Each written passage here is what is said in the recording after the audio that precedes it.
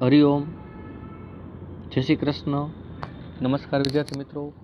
હું યુવરાજસિંહ જાડેજા, સાર્થક વિદ્યા મંદિર પરિવાર વતી આપ સર્વેનું ઓનલાઈન એજ્યુકેશન સિસ્ટમમાં હાર્દિક સ્વાગત કરું છું. ગયા લેક્ચરમાં આપણે એસપી વિભાગનો પાઠ 3 છે, કંપનીની સ્થાપના વિધિ, એ પૂર્ણ કરેલો. હવે આપણે આજના લેક્ચરમાં આપણે પાઠ 4 આવેદનપત્ર છે શરૂ કરવા જઈ રહ્યા છીએ. પરંતુ એ પહેલાં મારે છે એ તમને ગયા લેક્ચરનું જે હોમવર્ક છે આપવાનું રહી ગયેલું હતું તેની વાત કરીએ.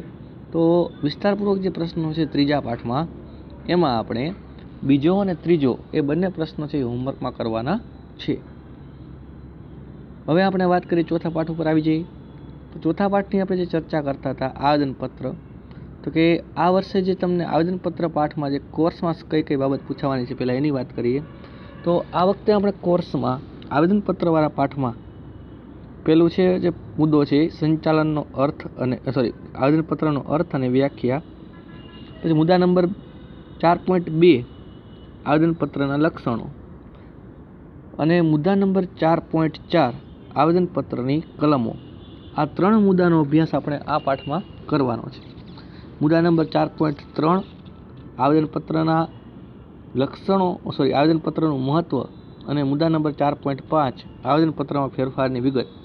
આ બંને મુદ્દાઓ છે એ ચાલુ વર્ષ માટે રદ કરવામાં આવેલા છે. જોઈએ આગળ. હવે આવેદનપત્ર વિશે આપણે ત્રીજા પાઠમાં થોડીક આપણે પૂર્વ ભૂમિકા બાંધેલી હતી. હવે એમાંથી આપણે આગળ સમજવાનું છે. તો સિમ્પલ અર્થમાં કહી શકીએ કે આવેદન એટલે અરજી, એટલે કે સરકાર પાસેથી કંપની ચાલુ કરવા માટેની સરકાર પરવાનગી મેળવવા માટે તૈયાર કરવામાં આવતું પત્રક. ટૂંકમ ટૂંકો એનો અર્થ, સરળ અર્થ કાઢવો હોય તો એ કાઢી શકાય છે કે આવેદનપત્ર શું કોને કહેવાય. તો કે સરકારશ્રી પાસે કંપની શરૂ કરવા માટેની પરવાનગી માંગતું પત્રક, એટલે કે એમાં જે કંપનીની પ્રાથમિક માહિતી જે છે એ તમામ માહિતી આવેદનપત્રની અંદર દર્શાવવામાં આવે છે. જોઈએ આગળ શું કહેવા માંગે છે. આવેદનપત્રને અંગ્રેજીમાં MOA એટલે કે મેમોરેન્ડમ ઓફ એસોસિએશન તરીકે ઓળખવામાં આવે છે. ટૂંકમાં એને મેમોરેન્ડમ તરીકે ઓળખવામાં આવે છે. કંપની ધારા 2013 હેઠળ દરેક પ્રકારની કંપનીએ નોંધણી કરાવવી ફરજિયાત છે. એટલે સરકારમાં છે એ લિસ્ટિંગ કરાવવું જરૂરી છે. નોંધણી કરાવતી વખતે કંપનીએ પોતાનું આવેદનપત્ર છે એ રજૂ કરવું પડે. આ ઉપરાંત નિયમનપત્ર રજૂ કરવું પડે છે. અને આ બંને દસ્તાવેજો જે છે એ કંપની રજિસ્ટ્રાર એટલે કે ROC રજિસ્ટ્રાર ઓફ કંપની પાસે નોંધાવવા પડે છે. આવેદનપત્ર એ કંપનીનો મૂળભૂત એટલે કે પાયાનો દસ્તાવેજ છે. આ પ્રશ્ન પણ તમને છે એ વિકલ્પ એક વાક્ય પૂછાય કે કંપનીનો મૂળભૂત દસ્તાવેજ છે એ કયો છે.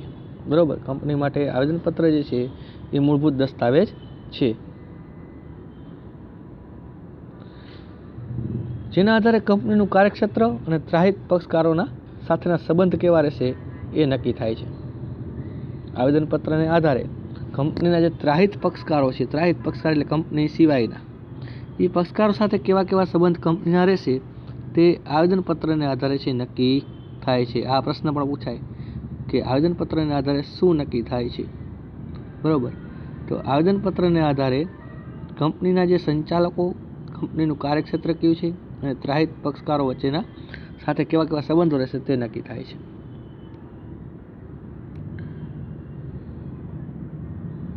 આગળ ચાલીએ. હવે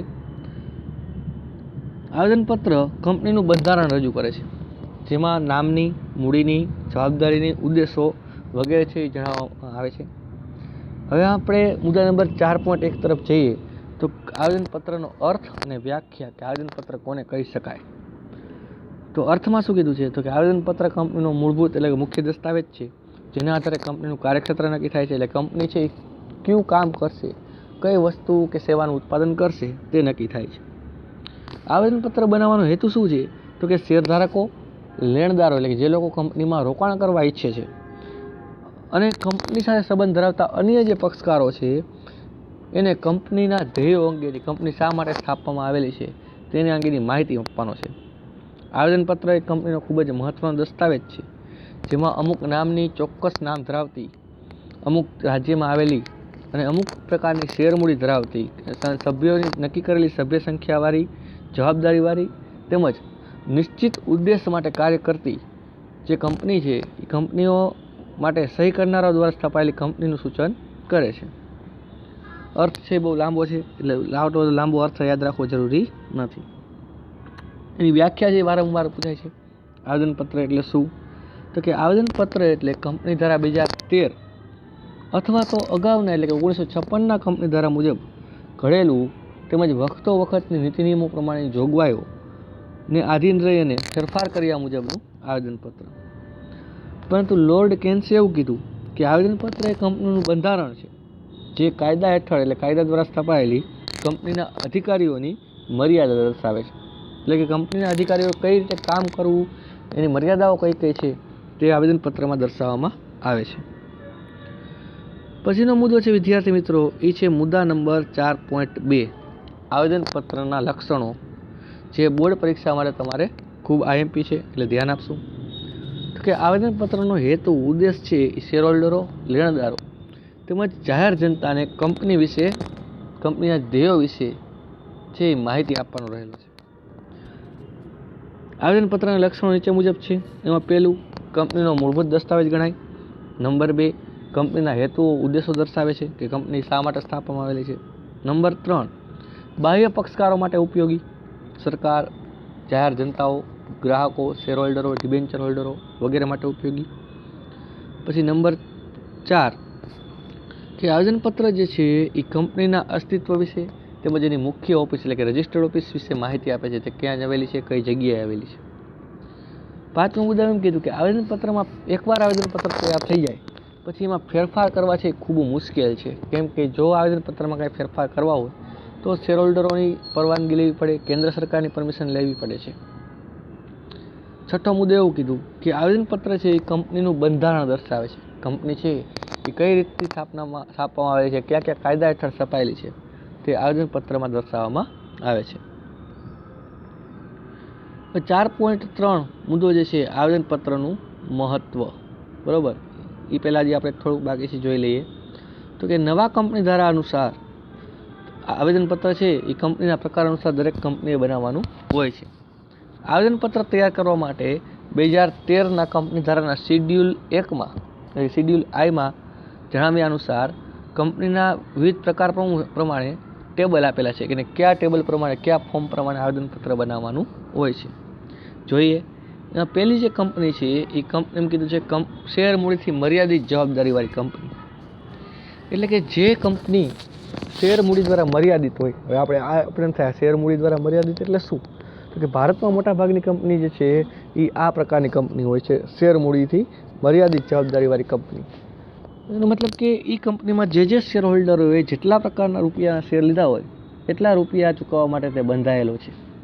પછી જો કંપની ગમે એટલું દેણું કરે, ગમે એટલી નાદાર જાહેર થાય, દેવામાં વહી જાય, છતાં પણ એને જે રૂપિયા શેર લીધા છે એટલા રૂપિયાનું એને નુકસાન જશે. એનાથી વધુ રૂપિયા છે એ સરકાર કે કંપની એ જે તે શેર હોલ્ડર પાસેથી લઈ શકે નહીં.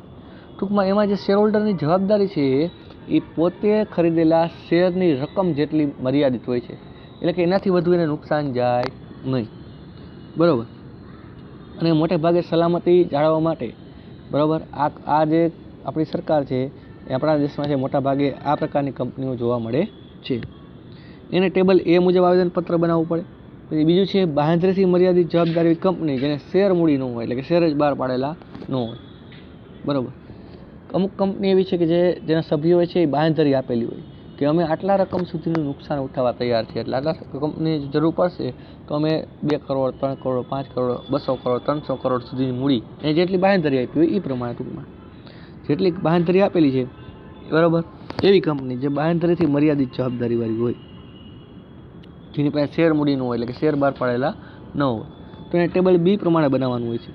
પછી બાંહેધરીથી અમર્યાદિત જવાબદારીવાળી કંપની, એટલે કે અમર્યાદિત રકમ સુધીની બાંહેધરી, કોઈ ચોક્કસ રકમની બાંહેધરી ન હોય અને શેર બહાર પાડેલા હોય, તો એવી કંપની ટેબલ સી પ્રમાણે બનાવવું પડે. પછી અમર્યાદિત જવાબદારીવાળી કંપની જેને શેર ન બહાર પાડેલા હોય તો એને ટેબલ ડી પ્રમાણે. અમર્યાદિત જવાબદારીવાળી કંપની કે જેને શેર હોય તો એને ટેબલ ઈ પ્રમાણે આવેદનપત્ર બનાવવાનું હોય છે. તો અમર્યાદિત જવાબદારીવાળી કંપની કોને કહેવાય? તો જેમાં સભ્યોની કોઈ જવાબદારીની મર્યાદા હોતી નથી. એટલે કે જો કંપની લોસમાં જાય તો એવા સમયે સભ્યોએ પોતે જે શેર ખરીદેલા છે એ રૂપિયા તો જાય જ, પણ આ સિવાય જેટલી પોતાની વધારાનું દેણું વધશે એ બધા સભ્યો છે પોતાની અંગત મિલકતો વેચી અને એ ભરપાઈ કરવું પડે છે. આવેદનપત્ર કંપની ધારાના ટેબલ ABCDE જોગવાઈ મુજબનું છાપેલું, યોગ્ય ફકરામાં અનુક્રમ નંબર સાથેનું હોવું જરૂરી છે.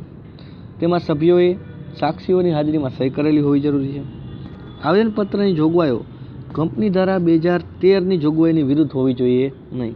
આવેદનપત્રમાં તમે જે નીતિ નિયમો બનાવો છો, તમે જે બાબતો દર્શાવો છો, એ કંપની ધારા 2013નો ભંગ કરતી હોવી જોઈએ નહીં. આવેદનપત્રની કોઈ પણ કલમ જો કંપની ધારાની જોગવાઈની વિરુદ્ધ હશે તો તે કલમ છે એ રદ કરવી પડે. તેવી જ રીતે સંચાલક મંડળ કે શેરહોલ્ડરની સામાન્ય સભામાં કંપની ધારા વિરુદ્ધ કોઈ ઠરાવ પસાર કરવામાં આવે જ્યાં કંપની ધારાની જોગવાઈનો ભંગ થતો હોય તો તે કરાર છે એ પણ રદ થયેલો ગણાય છે. પછીનો મુદ્દો આવે છે મુદ્દા નંબર 4.3 આવેદનપત્રનું મહત્વ, જ્યાં આપણને આ વર્ષે છે એ કોર્સમાં છે એ સમાવેશ થતો નથી, એટલે કે અભ્યાસક્રમમાંથી રદ કરેલો છે. એટલે હવે આપણે ચર્ચા કરશું મુદ્દા નંબર 4ની આવેદનપત્રની કલમો, કે આવેદનપત્રમાં કયા કયા પ્રકારની કલમો હોય. એમાં આપણને છે એ આવેદનપત્રની આપણે 6 કલમ ઘણી બુકોમાં, વિદ્યાર્થી મિત્રો ખાસ નોંધજો, ઘણી બુક્સમાં, તમારી બુક્સમાં ટેક્સ્ટબુકમાં એવું પણ હોઈ શકે કે 8 કલમ આપેલી હોય, બરાબર, અને ઘણી બુકમાં 6 કલમ આપેલી હોય છે. પણ આપણે છે એ મહત્વની જે આ 6 છે ને એ જ છે, એટલે આપણે આ 6 છે એ કલમ યાદ રાખવાની થશે.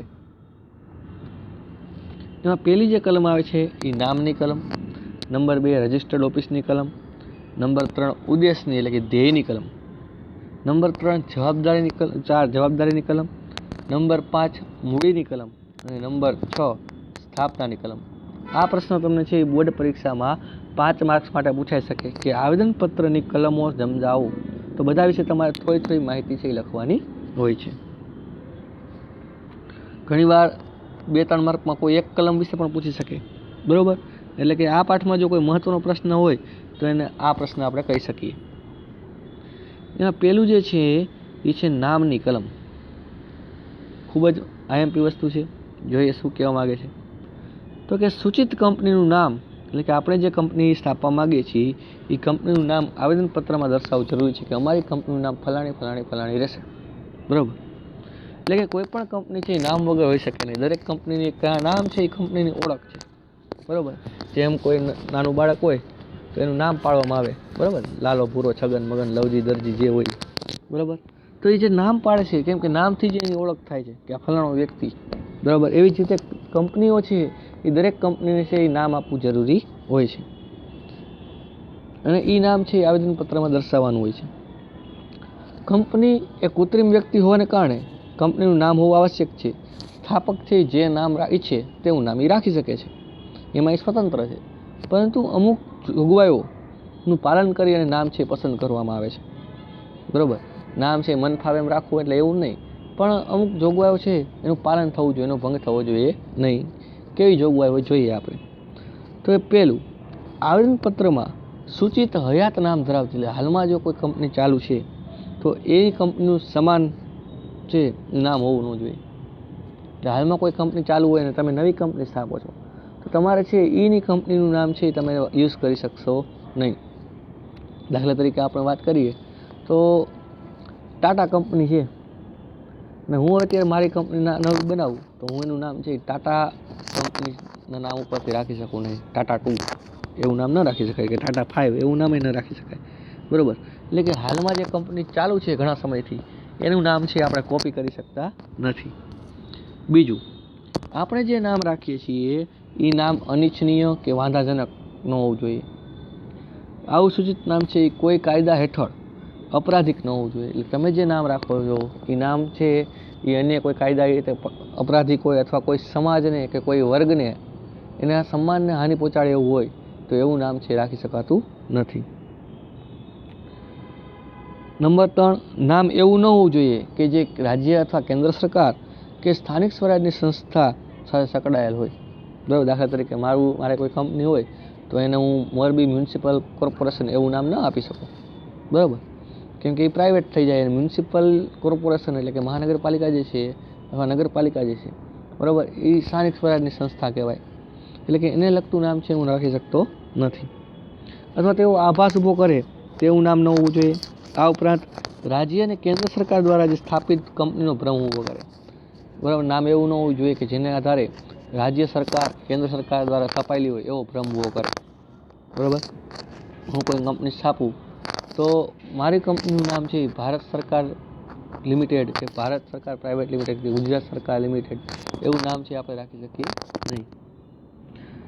આ ઉપરાંત કોઈ આપણા જે મહાનુભાવો છે બધા એ મહાનુભાવોના જે હોદ્દાઓ છે એ હોદ્દાઓનું નામ છે આપણે ન રાખી શકીએ, જેમ કે રાષ્ટ્રપિતા, રાષ્ટ્રપતિ, બરાબર, વડાપ્રધાન, મુખ્યપ્રધાન. એટલે કે મારે જો કોઈ કંપનીનું નામ છે તો Mahatma Gandhi limited, Mahatma Gandhi private limited, બરાબર, નરેન્દ્ર મોદી એન્ડ બ્રધર્સ એવું નામ છે હું રાખી શકું નહીં. ચોથું તો કે જાહેર કંપનીએ પોતાના નામના અંતે લિમિટેડ શબ્દ લગાડવો ફરજિયાત છે અને ખાનગી કંપનીએ પોતાના નામના અંતે પ્રાઇવેટ લિમિટેડ શબ્દ લગાડવો પડે છે. પાંચમું, આ ઉપરાંત કળા, વિજ્ઞાન, સંશોધન, સમાજ કલ્યાણ, ધર્મ કે કોઈ દાન વગેરે માટે સ્થપાયેલી કંપનીએ એનો ઉદ્દેશ છે નફાનો હોતો નથી. એટલે કે જે કંપની છે એ માત્ર સેવા માટે, સમાજના કલ્યાણ માટે અથવા કહીએ તો આપણે એવું લોક કલ્યાણ માટે, લોક જાગૃતિ માટે સ્થપાયેલી હોય એવી કંપની છે એ પોતાના નામની અંતે લિમિટેડ કે પ્રાઇવેટ લિમિટેડ શબ્દ લખવામાંથી મુક્તિ આપવામાં આવેલી છે. એટલે કે એ લોકો પ્રાઇવેટ લિમિટેડ કે લિમિટેડ શબ્દ ન લખે તો ચાલે છે. જેમ કે આપણે વાત કરીએ તો ભાભા એટોમિક રિસર્ચ સેન્ટર છે, બરાબર, તો એ માત્ર સેવા માટે સ્થપાયેલું છે, સમાજ સેવાની વસ્તુ છે, બરાબર. આપણા સંશોધન કરે દેશ માટે, રાષ્ટ્ર કલ્યાણ માટે સ્થપાયેલી છે. તેમાં તમને લિમિટેડ કે એવો શબ્દ જોવા મળતો નથી. પછીનો મુદ્દો આવે છે રજિસ્ટર્ડ ઓફિસની કલમ, એટલે કે મુખ્ય ઓફિસ, કંપની જે છે જ્યાંથી કંપનીનો સમગ્ર કારોબાર વહીવટ થતો હોય તેની વાત કરી છે. તો કે દરેક કંપનીએ આવેદનપત્ર જ્યારે બનાવે ત્યારે તે કંપનીની રજિસ્ટર્ડ ઓફિસ એટલે કે મુખ્ય ઓફિસ છે કયા રાજ્યમાં રાખવામાં આવશે તે જણાવવું પડે છે. અને કંપનીની સ્થાપના થઈ જાય અને પ્રમાણપત્ર મળી જાય ત્યારથી લઈ અને 15મા દિવસથી એની રજિસ્ટર્ડ ઓફિસ હોવી જરૂરી છે. એટલે 15 દિવસની અંદર છે એ કંપનીની રજિસ્ટર્ડ ઓફિસ છે તૈયાર કરી દેવી પડે. જે કંપનીને ઉદ્દેશી અને મોકલેલ પત્રવ્યવહાર અથવા નોટિસ છે એ મેળવી શકે અને સ્વીકૃતિ આપી શકે એવી એક ઓફિસ હોવી જોઈએ જ્યાં તમારા કંપનીના નામે જે પણ સરકારી કાગળિયા આવે તે કાગળિયા છે એ સ્વીકારી શકે. કંપની સાથે જે પત્રવ્યવહાર થશે એ આ રજિસ્ટર્ડ ઓફિસના સરનામે જ મોકલવામાં આવશે. રજિસ્ટર્ડ ઓફિસના સરનામાના આધારે કઈ કંપનીની કઈ અદાલતની હુકુમત લાગુ પડશે તે નક્કી થાય છે. એટલે કે જો મારી કંપની છે એ મોરબીમાં આવેલી છે પણ મારી રજિસ્ટર્ડ ઓફિસ જો મુંબઈમાં આવેલી હશે તો મને મુંબઈ મહારાષ્ટ્ર હાઈકોર્ટના કાયદાઓ લાગુ પડશે. એટલે કે જો મારી કંપની વિરુદ્ધ કોઈને કેસ કરવો પડશે તો એને મહારાષ્ટ્ર હાઈકોર્ટમાં કેસ દાખલ કરવો પડે. અદાલતના અધિકાર ક્ષેત્રમાં આવે કઈ કંપની છે કે કઈ અદાલતના અધિકાર કયા રાજ્યની અદાલતને લાગુ પડશે તે રજિસ્ટર્ડ ઓફિસના સરનામાના આધારે સ્પષ્ટ થાય છે. કંપનીના સભ્યો અથવા અન્ય પક્ષકારો જે વ્યક્તિગત રીતે દસ્તાવેજો તપાસવા માંગતા હોય કે વધારાની કોઈ માહિતી મેળવવા માંગતા હોય તો તેઓ રજિસ્ટર્ડ ઓફિસનો સંપર્ક કરે છે. એટલે રજિસ્ટર્ડ ઓફિસે એ આવશે અથવા મેલ અથવા લેટર મોકલશે. પછી આવે છે ધ્યેયની કલમ, જ્યાં આપણે હવે નેક્સ્ટ લેક્ચરમાં ભણીશું. ત્યાં સુધી રજા આપશો. હરિઓમ, જય શ્રી કૃષ્ણ. આજના હોમવર્કમાં તમારે છે એ આવેદનપત્રના લક્ષણો અને એનો અર્થ એ બંને પ્રશ્નો લખવાના છે. હરિઓમ, જય શ્રી કૃષ્ણ, અસ્તુ.